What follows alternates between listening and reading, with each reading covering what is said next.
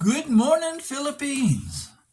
Well, I thought I'd do a little follow up on my video that we were talking about construction in the Philippines and some of the limitations and liabilities relative to construction here, and some other observations that I found along the way after talking to different bloggers and people who've been building houses here.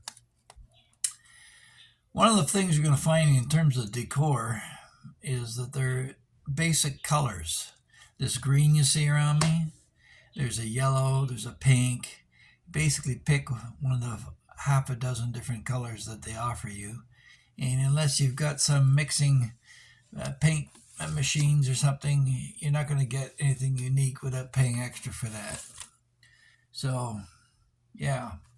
And another thing you'll notice that when you see construction here is you rarely see caulking around any of the windows.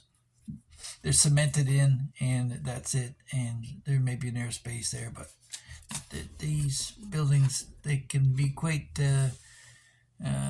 drafty at times, although they're largely made of concrete and steel, so they'll amass and accumulate heat over the day. So if you've got an air conditioner in the room, you want to leave it running so that the room itself doesn't warm up and then it takes longer to cool down.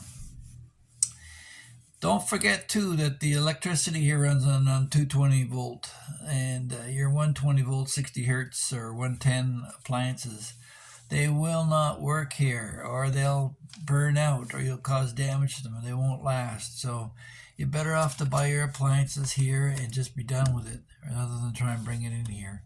A lot of the phone chargers are made universally for both of them.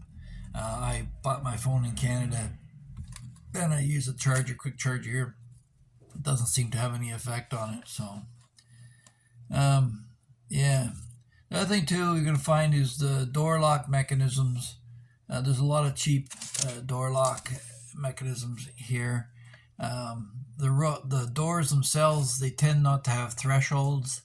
They impede the maid or the wife sweeping the floor out, so they like to sweep it straight out over a tile floor right out across and out into the yard or whatever, where they'll leave it. But yeah, threshold would help in terms of keeping some of the varmints out. But yeah, you're gonna get ants and stuff crawling in under the doors anyway, so you might want to be aware that there's no real thresholds here. And the stairwells, the stairs themselves, for some reason, they have this preoccupation of making sure that every stair comes to a sharp 90-degree angle. And if you're walking up the stairs and you bang your shins on it, it hurts like heck. If I get it done, I'll have it beveled the edges like they do in the stair thresholds that you've got in Canada. And along with that, the stairs themselves, the balustrades and the spindles along, they're wider than the 4-inch maximum that they have in Canada, so the children don't fall through. When we bought this place, I had them come back and put some fiberboard over all the spindles in the stairwell because they were like 6-7 inches apart, and the kids were small then, and they were going to fall through. I probably could take them out, but they're there now, so we'll leave them there.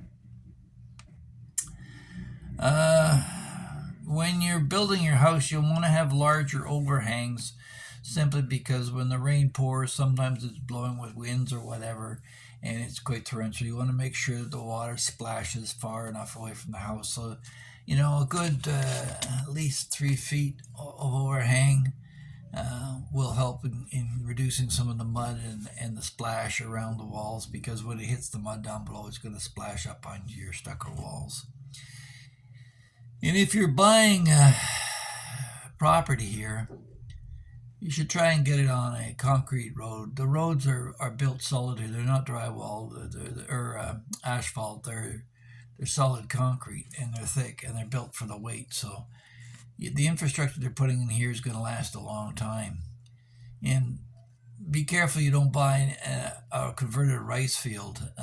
You can go in place and the guy will say, "Oh no, it's fine, it's fine." You talk to the locals and see if it's fine. Quite often you'll find out that the locals will tell you, "No, that place floods up to the hips all the time." So you watch out for them selling you some rice fields. It's kind of like swampland was in Florida in the 60s.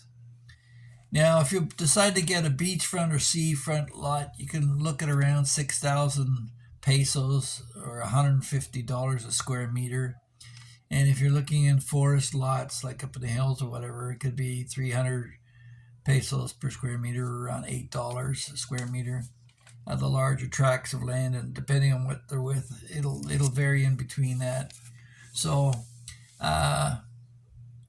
recent house construction in Darwin, they paid would they pay 1.8 million pesos for the land for a good size property. So I would budget 2 million pesos, or around $80,000, or sorry, no, $50,000 Canadian for the land. So you can budget that. Now, any furnishings that you put in the property, there's only two types of furnishing here: crap and quality. The crap stuff, we got crap stuff because we got kids and we didn't figure it was going to last. When your kids use your shelves as ladders, they rip them apart. They're basically sawdust and glue, and in the humidity in this climate, they don't hold up very long. Pretty soon the glides are falling off, and the cheap laminate that they've got, the printed wood grain peels off it. They don't last. These ones behind me are a little better quality. We bought them with the house, and still they're. You can see that the lats are starting to buckle in or out into sections there.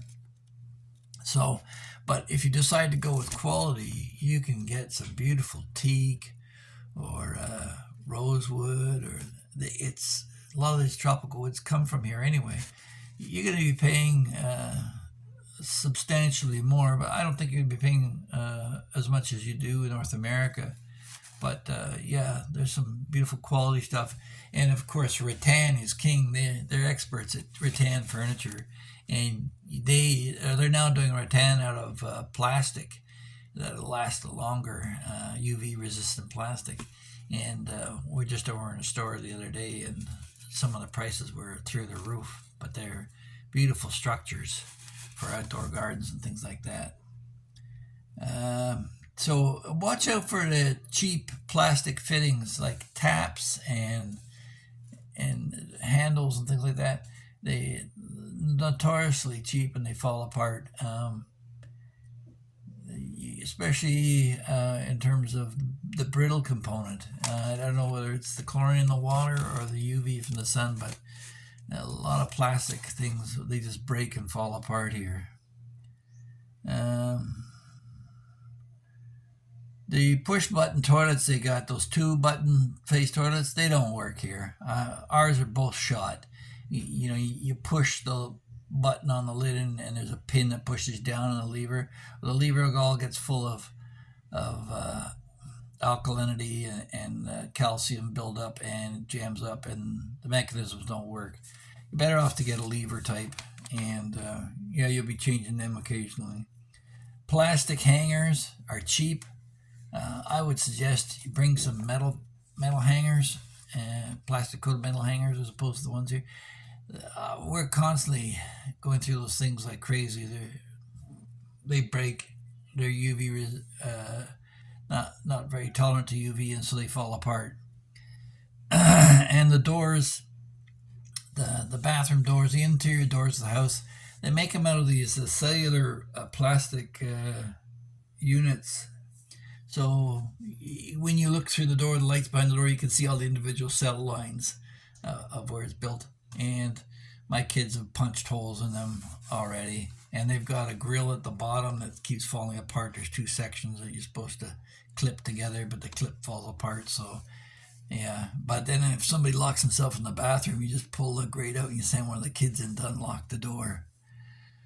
And then the other thing, too, is you don't see a lot of colored grout in the construction of tile work. They, for a large part, just use straight mortar, a lot of gray grout. I don't know I mean, the dyes are available, I imagine, to change the color of the grout, but they seem to go along with just straight mortar. Now, if you're building a garden around your house, too, the other thing you want to be aware of is the speed at which some of these things grow. I planted these coconut trees just 5 years ago, and they're all already up to the roof. And the one that was here that was 5 years old, I'm gonna have to take that sucker down. It's so tall now; it's way above the house, and I'm afraid it's gonna fall down in a storm or something like that. And you'll have to be aware, maybe talk to some of the locals about the sensitivities. Our papaya trees were worm infested, but you can grow all kinds of stuff here that you can have a virtual vegetable or fruit patch, I guess you'd say, because you got coconuts, papaya, lemongrass, avocado, bananas, guava, aloe vera, guayabano. You got numbers of different fruits, and some of the exotic stuff like dragon fruit, etc., etc. You go down the list.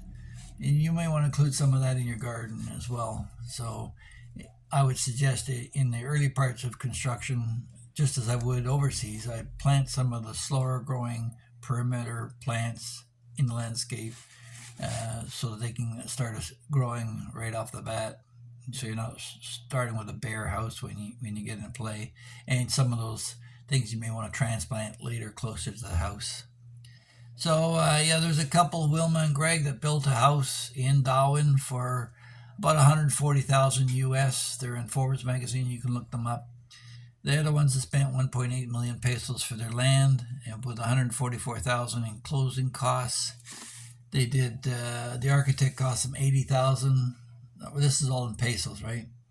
3.3 million in the actual house construction, and the fence around the whole perimeter was a 7-foot to 10-foot fence with some with lighting and the gate and all the rest of it. That cost them 800,000 pesos. And similarly, they had built a swimming pool for the same amount, 800,000 pesos. And they had an additional cost of about 165,000 for excavation.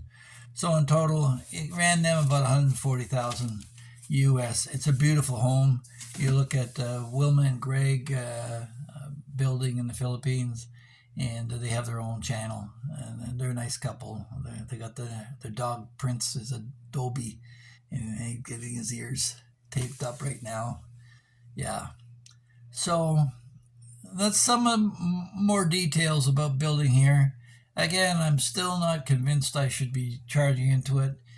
I'm looking for a piece of property that I can fall in love with, and that's difficult to find because I like to have my solitude as well. And you may find a beautiful piece of beach, but everybody else has found it too. So there's squatters and locals and hotels and all kinds of crap along the beach as well. Do I really want that kind of traffic? I don't know. I don't think so.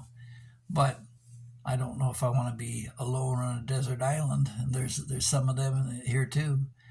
But we'll just keep all the fun's in the journey. So we'll just keep looking. And we were back and forth a few times. There's some favorite areas that I'm not going to tell you about. But also, in another video, I pointed out that the different beaches have different colored sands. You know, it's brown in Darwin, but it's pink in northern Samar, and it's white sand in Boracay, and it's black up in Luzon. So there's what color sand beach? What's your color of the day? So, and there's, it's so many choices here in the Philippines. You can never be bored. All you have to do is step outside your door and turn a different direction, and something new will fall into your lap, So hopefully you enjoyed this. If you did, please like, share, and subscribe, and share it with your friends, because that's the only way this channel grows. And I thank the new subscribers. We're up to 317 now. Not bad for 2 months' work. We'll just keep pumping them out, and hopefully some of this material will be of interest to you. If not, let me know, and we'll change it. Have a great one. Bye.